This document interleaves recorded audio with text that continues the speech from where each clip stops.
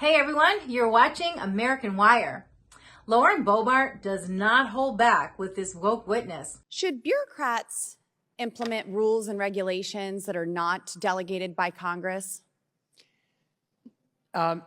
It's not the bureaucrats that do it. It would be an agency. The bureaucrats working in the agencies, should they be in charge of enforcing rules and regulations not delegated to them by Congress? No, and that does not occur. Well, Ms. Katzen, you stated while some elected officials accuse the agencies of running amok, no agency is a free agent, and they can only do which Congress has delegated them. Correct. Now, I agree with that. However, we see in agencies all the time rules and regulations that are enforced on the American people that were not delegated to them by Congress. For instance, just in the last 5 years, the Bureau of Alcohol, Tobacco, and Firearms has changed its longstanding positions on firearm products 3 times through administrative fiat. Would you agree with that process in the ATF?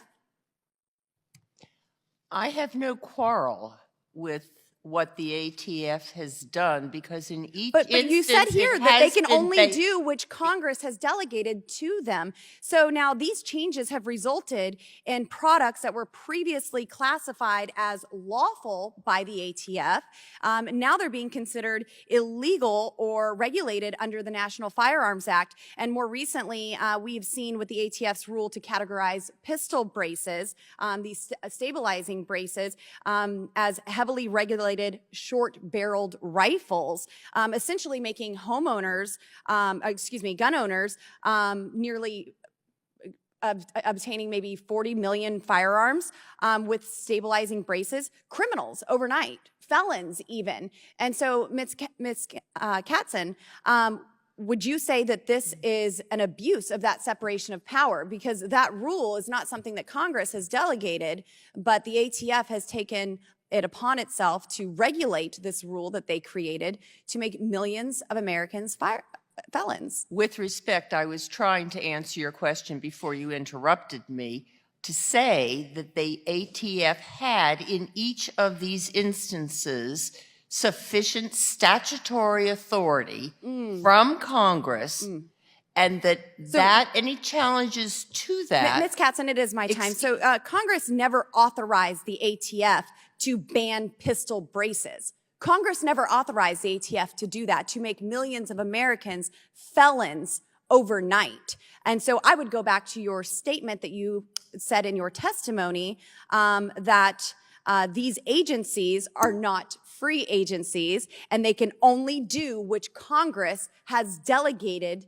to them to do. Congress is not Ms. Katzen, specific. Excuse me. Thank you. My time. No, ma'am. It's my time. Thank you. Oh, I'm Ms. sorry. Katzen, so you are not in interested in my views. It is my time. Thank you. The family was threatened with fines of $10,000 per day, had their property misclassified as a wetland, and were prevented from building their family home.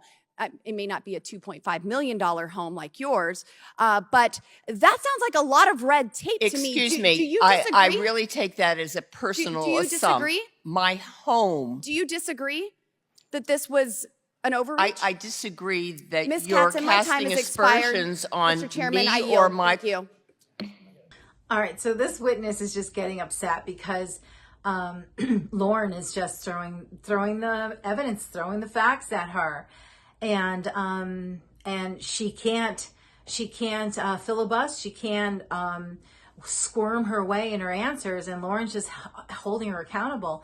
But here's the thing that I've seen that seems to be happening a lot, not like lately, like always in Congress, in government. When Congress creates bills and laws, they use very vague language purposely, so that agencies can go ahead and tweak and use whatever they want of that vague language to create new laws. And if they get caught, well, the language was vague. They go into their political game of saying whatever they say to get out of it. But that's what happens. And I remember, like, if a lawyer gives me or someone gives me a contract, right, we always get so mad at like how long the contract is, the wording of the contract. You got to hire someone to explain it all to you.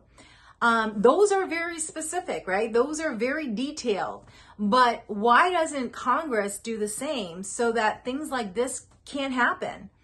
I mean, they politically played their game to create a law that now made over 40 million Americans who own the guns felonies.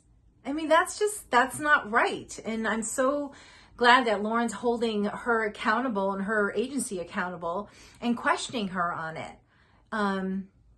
That's sad and scary to see that type of political game continues to be played.